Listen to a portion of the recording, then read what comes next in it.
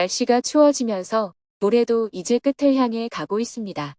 이제는 2달밖에 남지 않았네요. 이맘때쯤 다들 한 해를 마무리하며 바쁘게 지내고 계실 텐데요. 연말이 되면 내년을 위해 여러 가지 계획을 세우기도 하고 열심히 일한 자신에게 선물을 하기 위한 소비를 하기도 합니다. 그리고 직장인 분들이라면 연말정산을 준비하고 있을 텐데요. 하지만 사회초년생분들은 연말정산이 무엇인지도 모르고 알려주지도 않아 모르고 넘어가는 분들도 많고 몇 년째 연말정산을 하고 있지만 아직도 모르는 용어나 내용들이 많아 내년 연말정산하는 방법을 검색하곤 하실 거예요. 그리고 절차가 크게 바뀌는 것은 아니지만 사소한 부분들이 바뀌고 있어 혼란스러울 수 있습니다. 익숙하지 않은 분들은 소득공제가 무엇이고 세액은 무엇이며 너무 어려워 직접 알아보기를 피하실 거예요. 하지만 미리 준비하지 않는다면 13번째 월급이라 불리는 연말정산 환급금은 아는 만큼 챙길 수 있어 꼭 미리미리 준비하셔야 합니다. 영상 시청 전 먼저 구독과 좋아요 한 번씩만 부탁드립니다. 안녕하세요. 복지 김여사입니다. 내년 월급 명세서를 받아보시는 분들도 자세히 살펴본 적 없어 내가 원천징수로 얼마나 납부하는지 모르고 있는 분들이 많습니다. 매년 회사에서 시키는 대로 하긴 했지만 뭐가 뭔지 잘 몰라 환급액이 있으며 이게 13월에 월급이구나 하셨을 거예요. 연말정산은 1년 동안 거둬들인 근로소득세를 다시 한번 따져보고 정확히 징수되었는지 판단하는 걸 말합니다. 소득과 소비에 따라 내야 할 세금보다 더 냈으면 돌려받을 수 있는 것인데요. 내가 내야 할 세금과 얼마를 절세해야 하는지 미리 알 수 있다면 더 현명하게 소비한다면 많게는 수백만 원을 이득 볼 수 있습니다. 이렇게 미리 확인하고 절세할 수 있는 계획을 짤 수 있도록 꿀팁을 공유해 드리겠습니다. 연말정산에 적용되는 공제는 크게 두 가지가 있습니다. 바로 소득공제와 세액공제가 있는데요. 이 두 가지의 차이는 어떤 순서로 적용되는지 설명해 드리면서 알아보도록 하겠습니다. 연말정산은 세 가지 순서로 계산되고 가장 먼저 소득공제를 적용하여 과세표준을 줄여주고 세액공제는 가장 마지막에 적용하여 납부할 세금 자체를 줄여주게 됩니다. 어떤 공제가 더 유리한지는 상황에 따라 다르지만 보통의 경우 세액공제가 훨씬 유리합니다.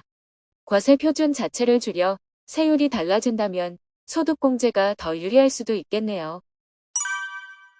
소득공제는 가장 대표적인 신용카드 사용금액을 생각할 수 있습니다. 원래 신용카드 사용금액의 소득공제는 1999년 시작으로 한시적으로 도입되었지만 2에서 3년마다 제도를 연장하여 시행하고 있어요. 올해 역시 신용카드 소득공제 기간이 끝나 더 이상 소득공제를 받지 못하게 될 뻔했습니다.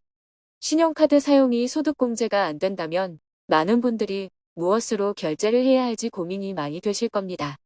하지만 다행히도 신용카드 사용금액의 소득공제는 2025년까지 연장되었으니 걱정하지 않으셔도 될 것 같네요. 소득공제 개정안을 잠시 설명해 드리겠습니다. 너무 복잡하면 듣고 지나치셔도 되는 내용이지만 알아두면 도움되는 내용이니 한번 들어주시길 바랄게요. 신용카드 사용에 대해 소득공제를 강화합니다. 공제 한도 확대와 급여 단계를 줄여 절세에 도움이 될 수 있도록 개정되었습니다.